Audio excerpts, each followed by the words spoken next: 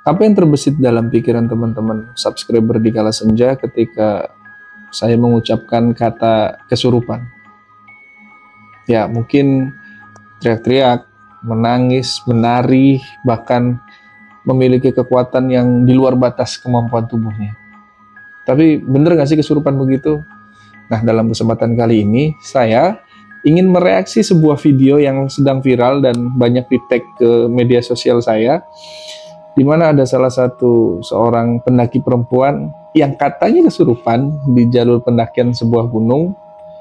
Untuk itu, jangan kemana-mana, kita akan bahas dan belajar bersama tentang jenis-jenis kesurupan, dan supaya nanti teman-teman bisa tahu mana yang kesurupan beneran dan mana yang pura-pura kesurupan. Tetap di Kala Senja.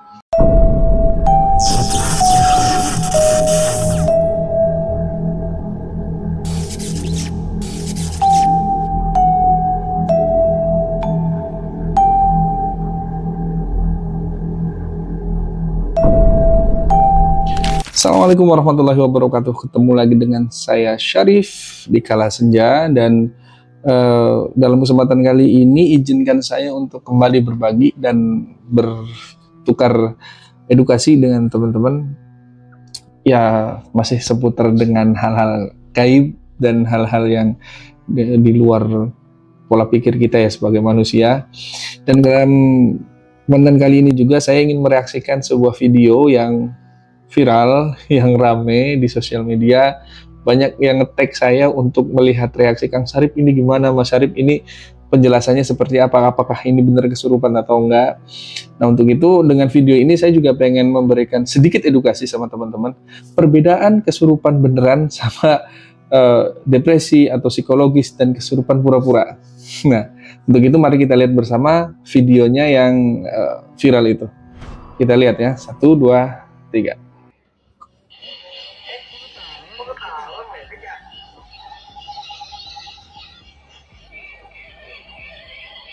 Oh, cewek ya? Oh, ada musiknya belum? Wih, dia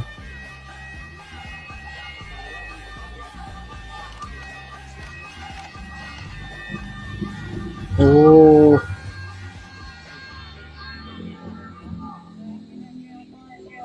itu kayak di jalur pendakian ya, kayak oh di ngajiin di Ruqyah, Masya Allah.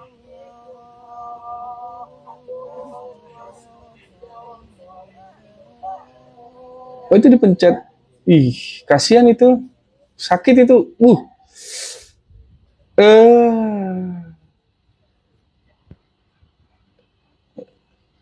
Wah,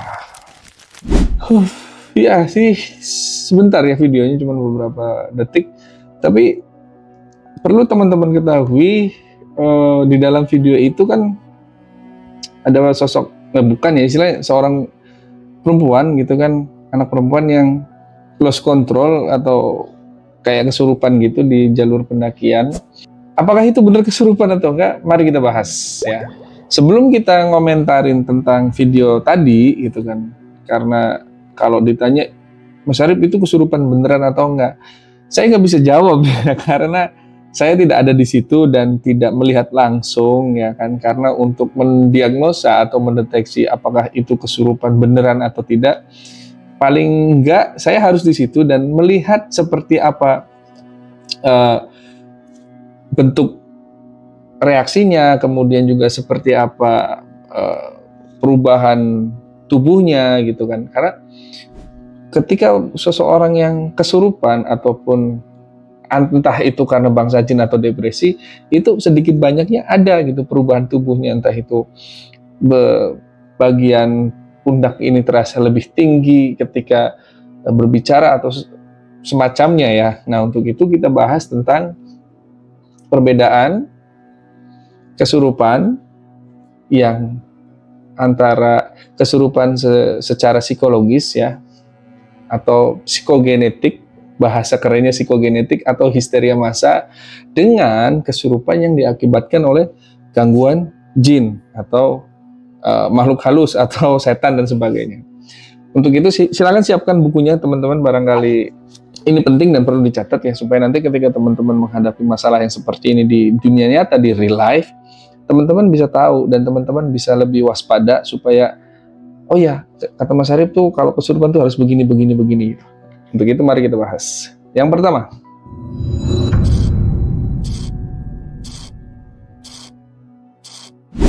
kita bahas tentang kesurupan melalui faktor psikologis. Atau kalau bahasa kerennya, bahasa modernnya itu psikogenetik. Apa itu kesurupan psikologis dan psikogenetik? Nah, kesurupan ini ya, sebenarnya bukan kesurupan sih bahasanya ya, tapi nggak apa-apa biar lebih mudah ya. Kesurupan ini biasanya disebabkan oleh karena tekanan emosi, kecemasan yang berlebih atau cemas yang tinggi, kemudian ditambah dengan sugesti lingkungan. Dan tidak adanya korelasi ya dengan makhluk-makhluk gaib. Tetapi otak manusianya itu memberikan atau memproduksi reaksi fisik dan perilaku seperti kesurupan. Jadi kalau yang di video tadi ya, di video anak perempuan ini, tapi tadi balik lagi saya nggak bisa memastikan ini bercanda, bukan maksudnya kesurupan karena jin atau tidak. Kalau dilihat dari lingkungannya, dilihat dari kegiatannya, itu kan menguras tenaga, energi, dan fisik ya. Kalau menurut saya ini kemungkinan kesurupan psikogenetik loh ya. Ini masih asumsi, belum fix gitu. Kenapa saya bilang ini merupakan kesurupan psikogenetik atau kesurupan karena psikologis? Karena ciri-cirinya ada di situ. Yang pertama, orang-orang yang terkena kesurupan psikogenetik biasanya terjadi di situasi dengan tekanan tinggi seperti ujian nasional, kemudian juga di keramaian, termasuk lingkungan. Ya, dalam hal ini si anak perempuan tadi itu kan ada di lingkungan yang memang tidak sewajarnya dia hidup gitu kan, nggak di hutan, di trek pendakian. Kebanyakan psikogenetik ini dialami oleh anak-anak sekolah yang katanya kesurupan massal. Saya yakin teman-teman juga pernah mendengar istilah kesurupan massal ya. Di mana satu sekolah gitu kan banyak muridnya yang ketika satu teriak kemudian nyamber ke semua gitu, yang katanya ada penunggu di toilet lah, ada penunggu di pohon ini dan itu sebenarnya psikogenetik, dan itu termasuk ke dalam histeria massal atau histeria berjamaah gitu kalau menurut saya.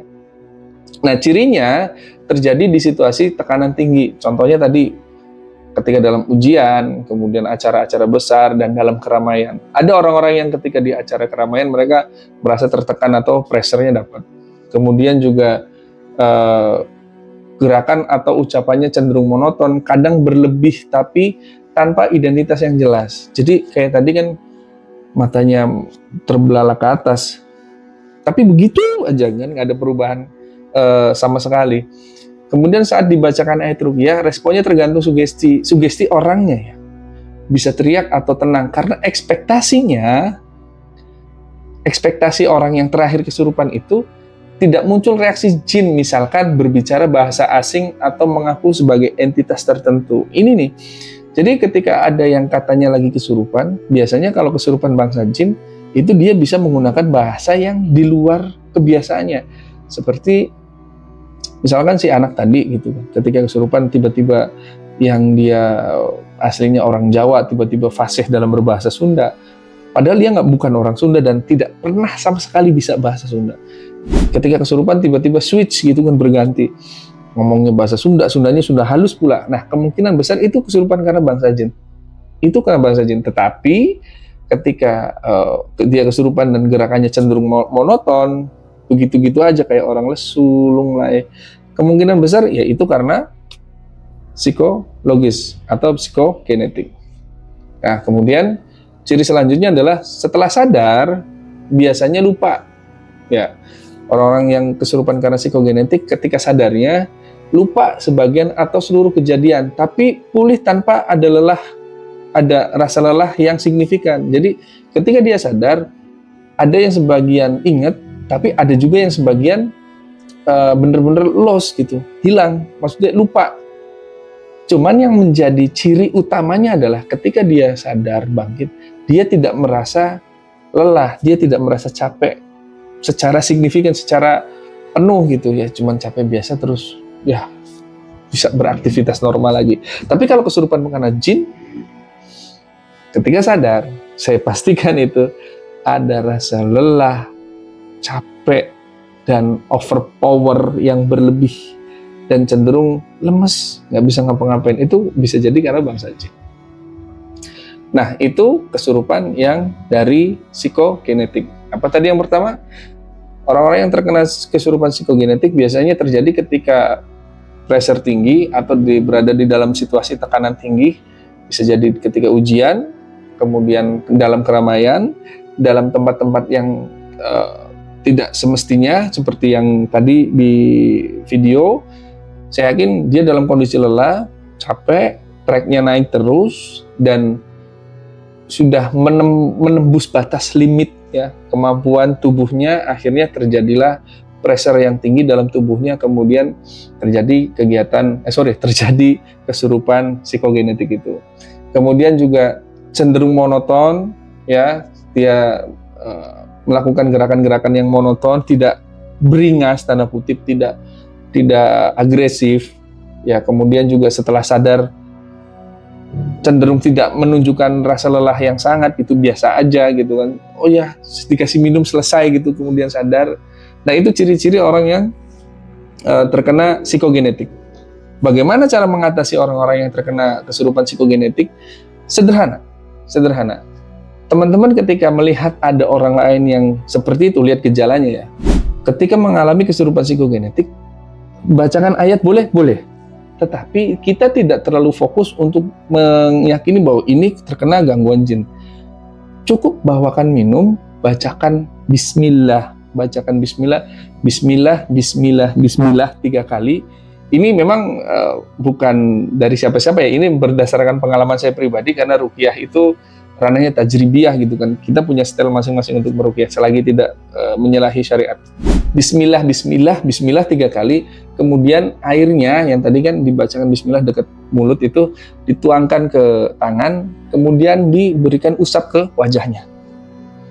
Sambil diberikan usap, pelan-pelan aja, nggak usah ngosok gitu, nggak usah sambil kasar, nggak usah, pelan-pelan aja, pelan-pelan. Kemudian sambil dipanggil namanya, misalkan siapa ya, tadi Neng atau Putri atau siapa gitu, ayo sadar yuk, sambil dipaksa untuk alam bawah sadarnya naik, sambil sadar, terus coba untuk memasukkan air ke dalam mulutnya, sedikit aja, ayo Put, sadar, bismillah, sambil dikasih support, sambil dikasih dukungan supaya dia bisa melawan, dia bisa survive dari pikirannya sendiri. Nah, dengan begitu, insya Allah, orang yang terkena kesurupan psikogenetik itu bisa sadar lagi, dan biasanya langsung minum. Itu ya, caranya seperti itu. Nah, kemudian yang kedua,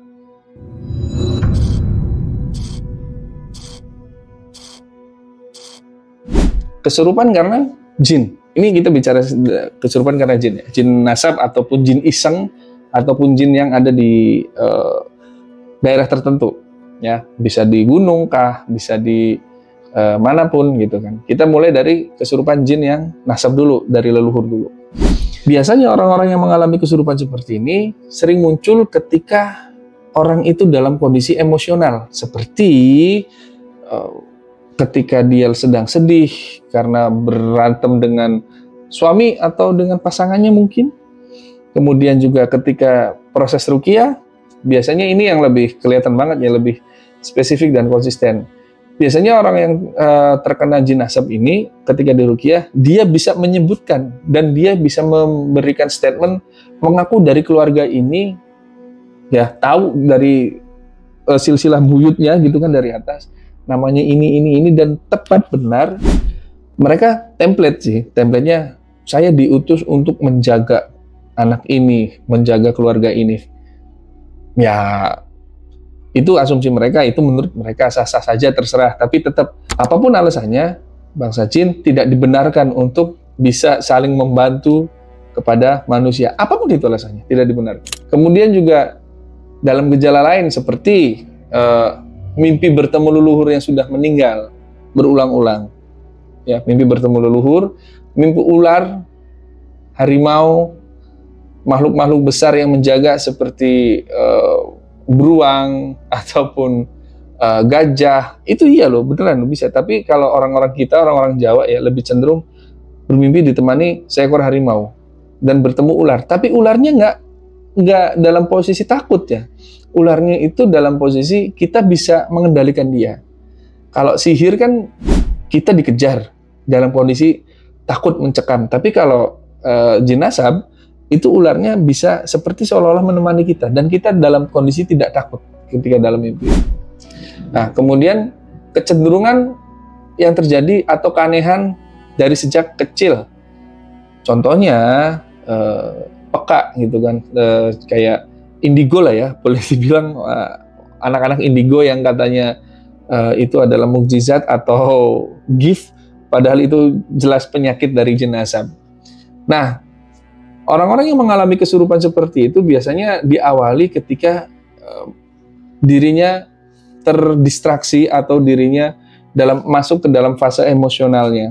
Kalau di teknik ilmu hipnosis ada masuk ke gelombang otak yang di alfa. Jadi gelombang otak di alfa itu ketika gelombang otak yang turun kemudian tertrigger oleh atau terpicu oleh momentum apapun itu, kemudian dia naik, dan yang naik itu kesurupan dari leluhurnya, suaranya berubah, kemudian juga dia bisa menyebutkan silsilah keluarganya, kemudian gerak tubuhnya lebih agresif, bisa jadi gitu, atau bahkan dia bisa menebak dalam arti dia tahu dengan orang yang di depannya, misalkan dari sanak keluarganya, dia bisa menyebutkan kamu anaknya ini, keturunannya ini.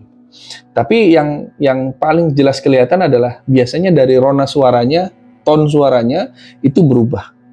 Seperti lebih garang, lebih maskulin, lebih laki-laki kalau perempuan. Kadang ada juga yang laki-laki lebih kayak ke perempuan kalau jinnya perempuan gitu kan. Jadi tergantung dari jenis jinnya gitu. Itu yang dari leluhur. Nah, kemudian yang ketiga, ada yang kesurupan jin sekitar.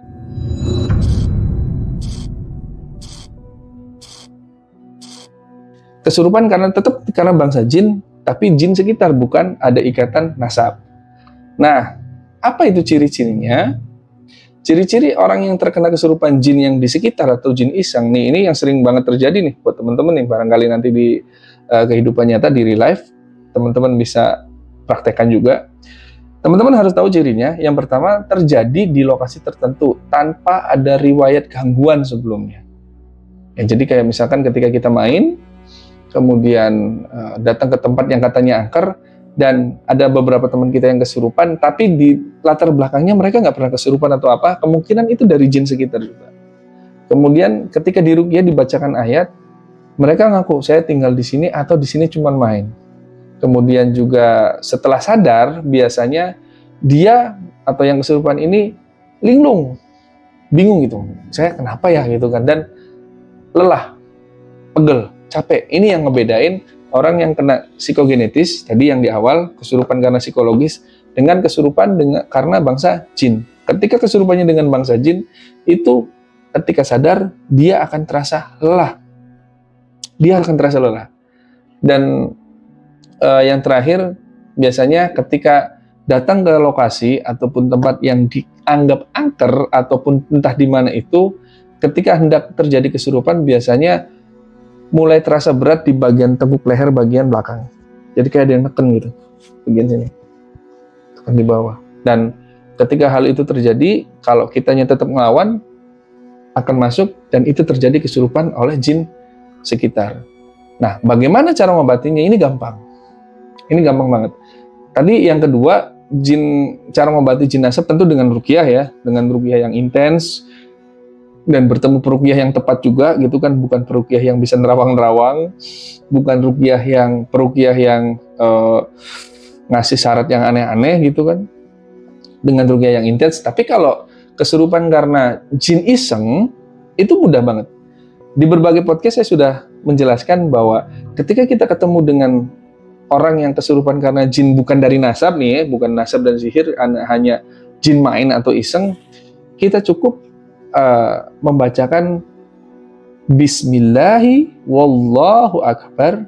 Bagian sini, kening sini, kita bisa dengan ibu jari, dengan telunjuk atau apapun. Yang penting kepala orang yang kesurupannya bisa tertekuk ke belakang gitu, supaya ada pergerakan dari sistem saraf otaknya. Jadi Bismillahi wallahu akbar begini kan, agak didorong ke belakang.